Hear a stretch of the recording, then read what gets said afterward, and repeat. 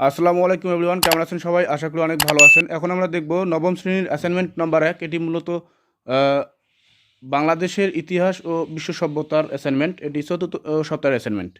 অ্যাসাইনমেন্টটি করা হয়েছে প্রথম অধ্যায় থেকে ইতিহাসে ও পরিচিতি। অ্যাসাইনমেন্টের শিরোনাম হবে ইতিহাসের ধারণা, পরিসর ও ইতিহাস পাঠের প্রয়োজনীয়তা। এখানে অ্যাসাইনমেন্ট প্রণয়নের কিছু নির্দেশনা দেওয়া আছে। বলছে যে নিচের ধাপগুলো অনুসরণ করে অ্যাসাইনমেন্টটি তৈরি করতে হবে। পয়েন্ট ১-এ বলা আছে ইতিহাস ও ঐতিহ্যের ধারণা ব্যাখ্যা করতে হবে। পয়েন্ট ২-এ বলা আছে ইতিহাসের পরিসর বর্ণনা করতে হবে। পয়েন্ট ৩-এ বলা আছে মানব জীবনে ইতিহাস পাঠের প্রয়োজনীয়তা বিশ্লেষণ করতে হবে। এটি ছিল মূলত নবম শ্রেণীর চতুর্থ সপ্তাহের অ্যাসাইনমেন্ট।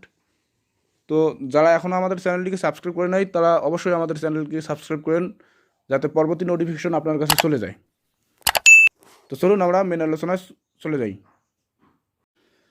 শ্রেণী নবম, বিষয় কোড ১৫৩, বিষয় হচ্ছে বাংলাদেশের ইতিহাস ও বিশ্ব সভ্যতা। অ্যাসাইনমেন্ট নম্বর এটি মূলত ১ নম্বর অ্যাসাইনমেন্ট, চতুর্থ সপ্তাহ অ্যাসাইনমেন্ট ২০২২। অ্যাসাইনমেন্টের শিরোনাম হবে ইতিহাসের ধারণা, পরিসর ও ইতিহাস পাঠের প্রয়োজনীয়তা। ঠিক আছে। ক হচ্ছে ইতিহাস ও ঐতিহ্যের ধারণা। ইতিহাস শব্দটি উৎপত্তি ইতি শব্দ থেকে, যার অর্থ ঐতিহ্য। ঐতিহ্য হচ্ছে অতীতের অভ্যাস, শিক্ষা, ভাষা, শিল্প, সাহিত্য, সংস্কৃতি যা ভবিষ্যতের জন্য সংরক্ষিত থাকে। ঐতিহ্যকে এক প্রজন্ম থেকে আরেক প্রজন্মের কাছে পৌঁছে দেয় ইতিহাস। এইচ কার এর ভাষায় বলা যায়, ইতিহাস হলো বর্তমান ও অতীতের মধ্যে এক অন্তহীন সংলাপ। বর্তমানে সকল বিষয় অতীতের ক্রমবিবর্ধন ও ঐতিহ্যের উপর ভিত্তি করে গড়ে উঠেছে। আর অতীতের ক্রমবিবর্ধন ও ঐতিহ্যের বস্তুনিষ্ঠ বিবরণই হলো ইতিহাস। তবে এখন বর্তমান সময়ের ও ইতিহাস লেখা হয়, যাকে বলা হয় সাম্প্রতিক ইতিহাস। সুতরাং ইতিহাসের পরিচয় সদূর অতীত থেকে বর্তমান পর্যন্ত বিস্তৃত।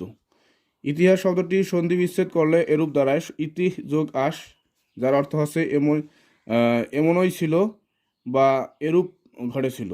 ঐতিহাসিক ডক্টর জনসন ও ঘটে যাওয়ার ঘটনাকেই ইতিহাস বলেছেন। তার মতে যা কিছু ঘটে তা ইতিহাস, যা ঘটে না তা ইতিহাস নয়।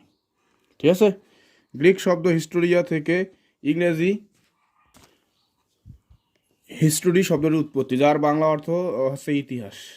হিস্টোরিয়া শব্দটি প্রথম ব্যবহার করেন গ্রিক ঐতিহাসিক হেরোডোটাস খ্রিস্টপূর্ব ৫ম শতকে। তিনি সর্বপ্রথম করেন।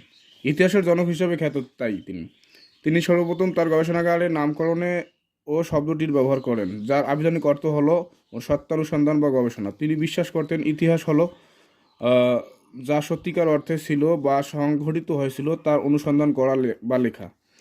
তিনি তার গবেষণাগারে গ্রীস ও পারস্যের মধ্যে সংঘটিত যুদ্ধের বিভিন্ন তিনি প্রাপ্ত তথ্য, গুরুত্বপূর্ণ ঘটনা ও গ্রীসের বিজয়গাথা প্রাপ্ত তথ্য, তো গুরুত্বপূর্ণ ঘটনা ও গ্রীসের এটা দুইবার হয়েছে, একবার লিখব, বিজয়গাথা লিপিবদ্ধ করেছেন, যাতে পরবর্তী প্রজন্ম এ ঘটনা ভুলে না যায়। এ বিবরণ যেন তাদের উৎসাহিত করে এবং দেশপ্রেমে উদ্বুদ্ধ হয়। হেরোডোটাস প্রথম ইতিহাস এবং অনুসন্ধান এ দুটি ধারণাকে সংযুক্ত করেছেন, ফলে ইতিহাসে পরিণত হয়।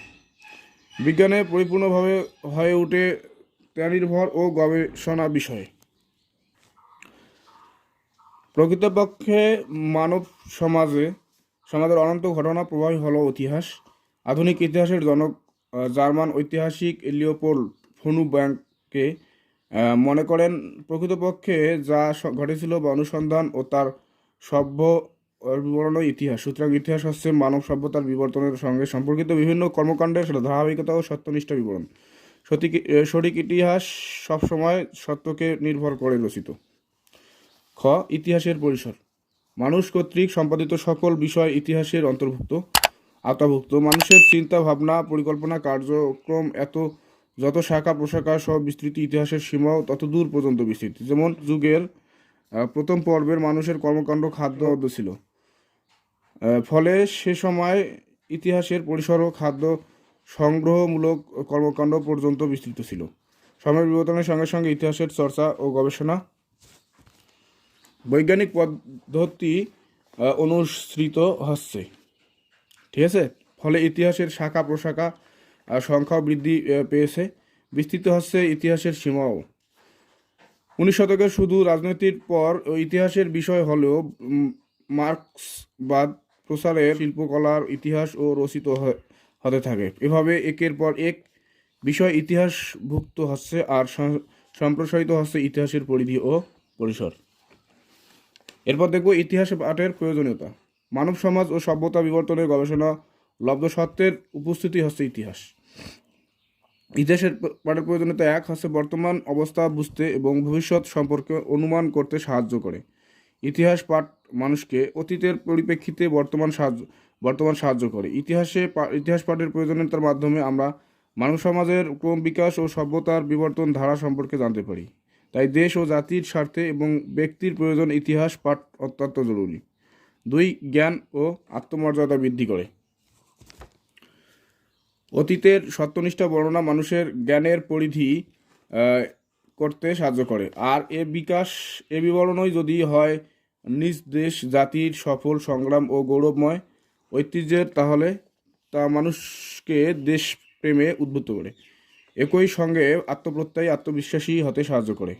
সেক্ষেত্রে জাতীয়তাবোধ, জাতীয় সংহতি, ইতিহাস বিকল্প নেই। সচেতনতা বৃদ্ধি। ইতিহাস জ্ঞান মানুষকে সচেতন করে তোলে।